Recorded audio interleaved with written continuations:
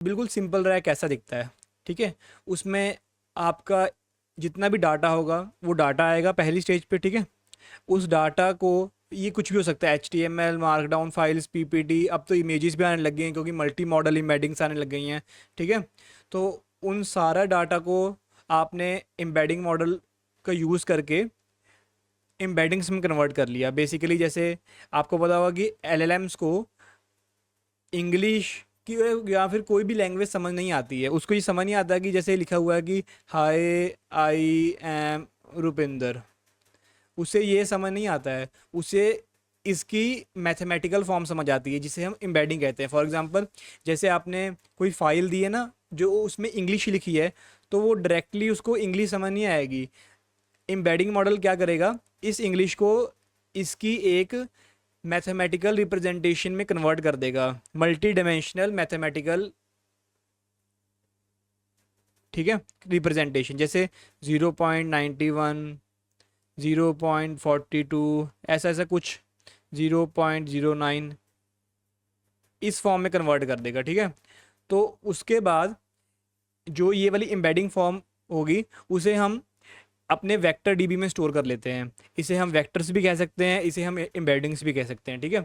अब हमारे जितना भी डाटा था वो मैथमेटिकल फॉर्म में आ गया है, उसे हम वेक्टर डाटाबेस में स्टोर कर लेंगे। वेक्टर डाटाबेस क्या है, जैसे डाटाबेस में हम अपना डाटा स्टोर करते हैं वैसे ही वेक्टर डाटाबेस में हम वेक्टर्स या फिर एम्बेडिंग स्टोर करते हैं।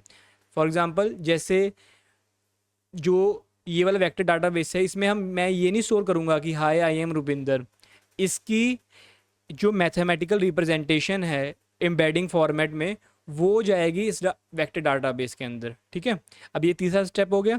अब चौथे स्टेप में फॉर एग्जांपल यूज़र ने कुछ क्वेरी भेजी कि whose data is this. Suppose user ने क्वेरी लिखी, क्वेरी कि हुज डाटा इज़ दिस, ठीक है। अब हमने जैसे पढ़ा कि मॉडल को, हमारे जो LLMs मॉडल हैं उन्हें इंग्लिश समझ नहीं आती है, तो जैसे हमने अपने डाटा को मैथमेटिकल फॉर्म या फिर एम्बेडिंग रिप्रेजेंटेशन में कन्वर्ट किया है, वैसे ही हम क्या करेंगे, इस क्वेरी को भी इसकी एम्बेडिंग में कन्वर्ट करेंगे, एम्बेडेड फॉर्मेट में कन्वर्ट करेंगे, ठीक है। अब हमने एम्बेडेड फॉर्मेट में कन्वर्ट किया, ये यूज़र की क्वेरी आई यहाँ पे, फिर हमने अपने वेक्टर डाटाबेस के बीच में और जो यूज़र की क्वेरी है उसके बीच में सिमिलैरिटी सर्च रन की। सिमिलैरिटी सर्च का मतलब क्या है कि हम एक प्रोसेस का यूज़ कर रहे हैं जिसके वाया यूज़र की क्वेरी के हिसाब से जो भी बेस्ट अवेलेबल चंक्स हैं डाटा के, या फिर ऐसा समझ लो कि डाटा के वो वाले चंक्स, डाटा के वो वाला पोर्शन जिसमें से सबसे हाईएस्ट चांस है कि इसका यूज़ करके मैं यूज़र ने जो पूछा है उसका आंसर दे सकता हूँ, उनको फाइंड करने के प्रोसेस को सिमिलैरिटी सर्च कहते हैं। एक बार दोबारा पढ़ते हैं। यूज़र ने कुछ क्वेरी दी आपको, अब उस क्वेरी को आंसर करने के लिए आपको कुछ ना कुछ कॉन्टेक्स्ट चाहिए होगा, कुछ ना कुछ डाटा चाहिए होगा, ठीक है। और वो डाटा कहाँ पड़ा है, वेक्टर डाटाबेस में। अब उस वेक्टर डाटाबेस में तो हज़ारों फाइल्स पड़ी हैं, हज़ारों चंक्स पड़े हैं, हज़ारों डाटा के छोटे छोटे पोर्शन पड़े हैं। अब उन पोर्शन में से हम ये कैसे फाइंड करेंगे कि ये वाला जो पोर्शन है ये मुझे चाहिए, क्योंकि जो यूज़र ने जो पूछा है उसका जो आंसर है वो इस पोर्शन में पड़ा है। तो बस इसी पोर्शन फाइंड करने के प्रोसेस को हम कहते हैं सिमिलैरिटी सर्च। और जो बिल्कुल मोस्ट फेमस है वो यहाँ पे यूज़ होता है कोसाइन सिमिलैरिटी, अगर बिल्कुल हम नेव रैक की बात करते हैं, ठीक है। तो हमने कोसाइन सिमिलैरिटी के बेस पे कुछ चंक्स इकट्ठा किए। चंक्स का मतलब यहाँ पे यही है कि डाटा के वो वाले छोटे छोटे पोर्शन जिसमें से यूज़र का आंसर देने के हायर चांस है हमारे, ठीक है। सपोज करो मैंने 1, 2, 3, 4, 5, ये 5 चंक निकाल लिए अपने वेक्टर डाटाबेस में से, ठीक है। अब मैं इन सब चीज़ों को भेजूंगा अपने LLM के पास। LLM के पास क्या चीज़ें जा रही हैं, ये जो कॉन्टेक्स्ट लिखा है इस कॉन्टेक्स्ट में क्या क्या जा रहा है, एक तो जा रहे हैं जो हमने 5 चंक्स निकाले हैं, ठीक है। दूसरी चीज़ जा रही है यूज़र की क्वेरी कि जो यूज़र ने पूछा है। तीसरी चीज़ जा रही है हमारा सिस्टम प्रॉम्प्ट।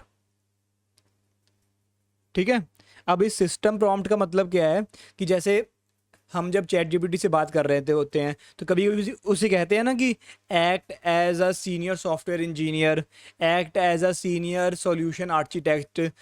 ठीक है, और फिर हम उसे कहते हैं कि मुझे ये चीज़ें चाहिए और ये चीज़ें नहीं चाहिए। ठीक है, तो उसी चीज़ का जो फॉर्मेट है, जो फिर जो भी इंस्ट्रक्शंस तुम दे रहे हो चैट जीपीटी को बिहेव करने के लिए, उसी चीज़ को हम कहते हैं सिस्टम प्रॉम्प्ट। फॉर एग्जांपल यहाँ पे मैं ये कहूँगा कि you are a very intelligent model whose task is to answer the user query based on the given context या based on the given chunks।